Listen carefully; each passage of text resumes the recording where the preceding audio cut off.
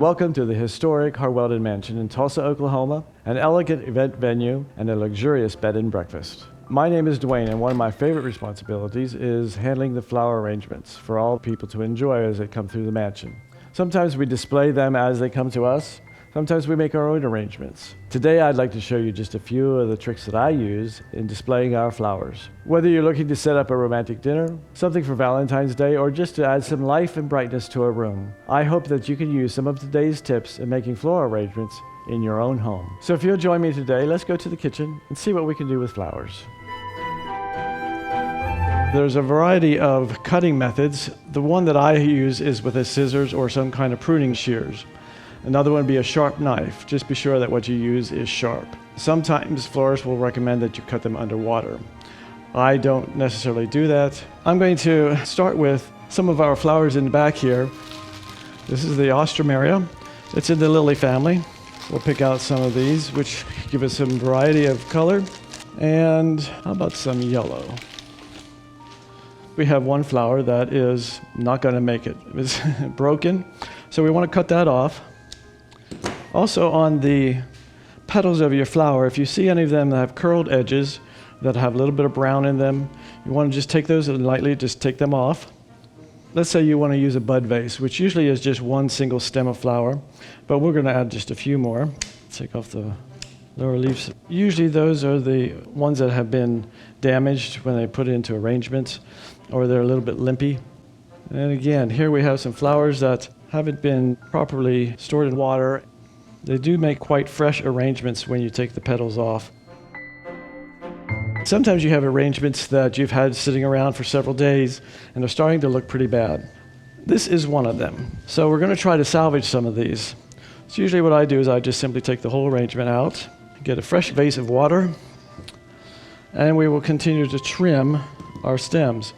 So every 2 or 3 days, change your water, wash out your vase, and then cut the stems a little shorter, maybe an inch. If there's a brown part of the stem, cut it above the brown part. That way you know you're getting a fresh part of the stem. If the flower gets too much in distress and you fling it and some of the petals come off, you know that that flower probably is not good.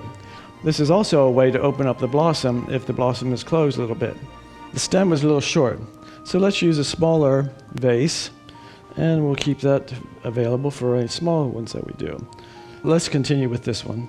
So what we have here is a flower that is large like this, a hydrangea, and using it as a base, if you will.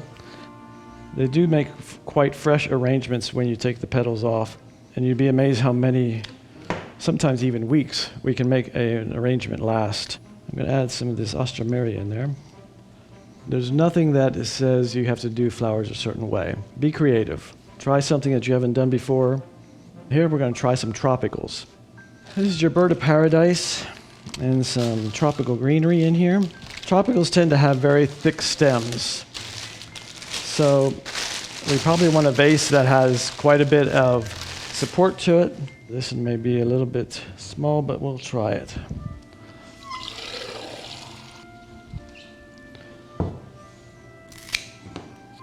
And cut a slant, that way you'll get more surface area where the water can be fed into the plant. Here's some variegated tropical, very pretty. Take off the bottom leaves. And we'll try this right here. This is another bird of paradise. We're going to try to make this one a little taller, so we have some dimension in our flower arrangement. Here's a palm of some sort. Now, that doesn't provide us with a whole lot of color. Tropicals tend to be vibrant colors, so let's add something to it. Now these are really cool. What you can do with leaves like this is you can bend them, and if you have some floral tape, you can tape this down here and use them in arrangements like so. Now since I don't have the floral tape with me today, I'm just going to take this and put it in like that. You can also, let's say you have a square vase like this, put them around here and tape it on the other side. Cut off the excess so that you have something that actually decorates the vase itself. This is a little bit darker, a really cool color, adds a little bit dimension. Still, we need some color in there. Let's see what else we have. We have some yellow lilies here. Tend to look a little bit tropical. Many times you'll want to cut the stamen because it does stain if it gets onto any kind of fabric. So usually I'll just trim those off over trash. I'll just take these and cut them like so. Try to keep them away from the flower blossom. Now these lilies here, they are not the healthiest, but being in water for a couple days, they may be just fine. So we're going to try it. If we don't like it, we change it tomorrow. We'll open up the blossom just a little bit. We're going to take off the bottom leaves because we don't want those in water.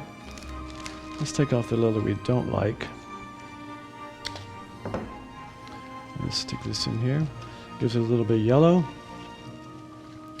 And there you have an arrangement that's tropical-ish.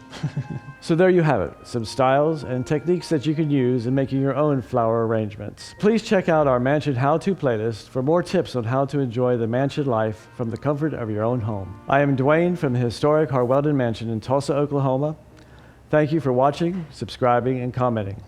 Until next time.